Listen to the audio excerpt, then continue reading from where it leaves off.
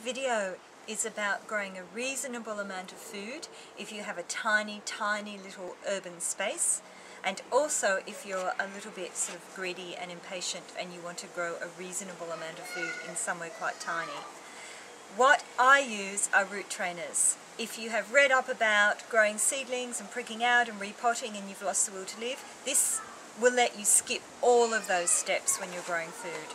And they're available on the internet, and they're also available in garden centres, and they come with a base. This is a little compact one. There are bigger ones available too.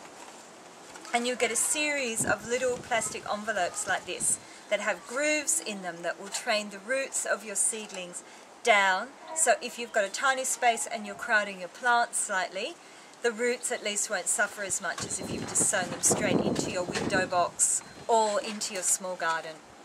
They fold up very easily. They're a little bit delicate, so just be careful with them or they won't last. And you literally just slide them in like that. And then you're going to fill them with compost.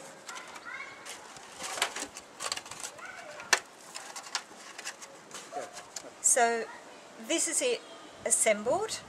It's a 2-second job to get it this far, and then you want some seedling compost, which is a bit less rich than ordinary compost, and once again very easy to come by. Okay, seed and cutting compost is not as rich as ordinary multi-purpose compost, and it's a bit better for seedlings.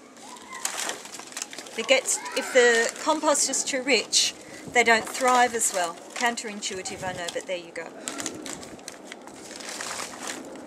Filling it up with compost, make sure you tamper it down with your fingers, because there'll be a huge amount of air in the little cells, and you don't want that. So make sure it is properly filled and tampered down to just below the top. Okay, today I'm going to plant some lettuce, but as you can see, you can use root trainers to plant a whole range of vegetables. So I've already got some sweet peas, some borlotti beans, and these are some cos lettuces already well on the way, nearly ready to go into the garden, and some fennel.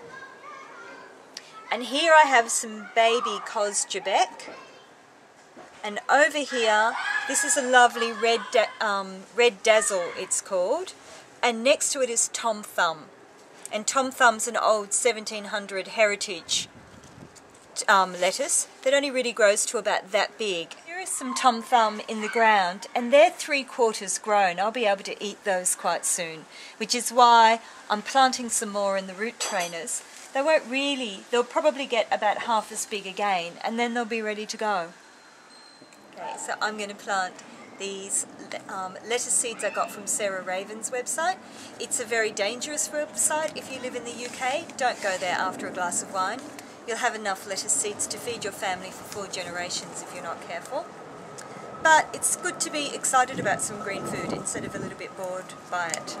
Lettuce seeds almost always are very tiny, and with the root trainer system, I'm only going to be planting 1 into each cell,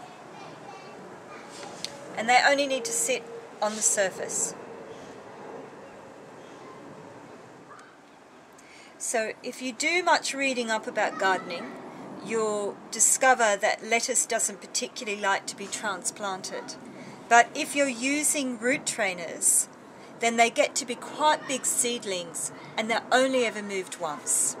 And so I've found, my own experience is that they survive this system really well, and I end up with a lot more greens than I would normally if I grew the more traditional way. So then you just water them in really gently, and especially if it's been a little bit colder. The other thing that the root trainers will come with is a little plastic propagator lid that you just pop over the top. And with the propagator lid on, this can go into your kitchen. Though when it's warmer, you may not even need the lid, because lettuce don't particularly need it to be warm. By the time that they're little seedlings this big, you'll be able to just have them without the lid, and maybe even just sitting outside somewhere quietly, growing on and getting used to the environment. And by the time they are this big, they're ready to go into their final place. So here are some codus lettuce with a little rogue fennel that's made it in. And when you open this booklet up, you get to see what happens with all of the roots. And then I've got a lovely big plug that will go straight into the garden and it will thrive. And you can get your own little production line going for maybe 20 minutes every 2 weeks. So it's a tiny garden, but I'll just show you some lettuces that I've had in the ground over winter that are ready to be harvested now.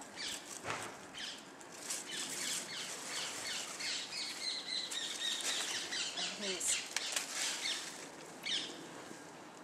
a beautiful, big, heavy-hearted lettuce that's made it all through the London winter and the London snow. So they're really, really worth your while. The thing about having some greens growing is they become the ultimate convenience food too. If you're tired, you've had a late night, you don't want to stop in at the supermarket, you can at least go out the back or go to your windowsill and pick something green and fresh and go to bed feeling a little bit better about yourself.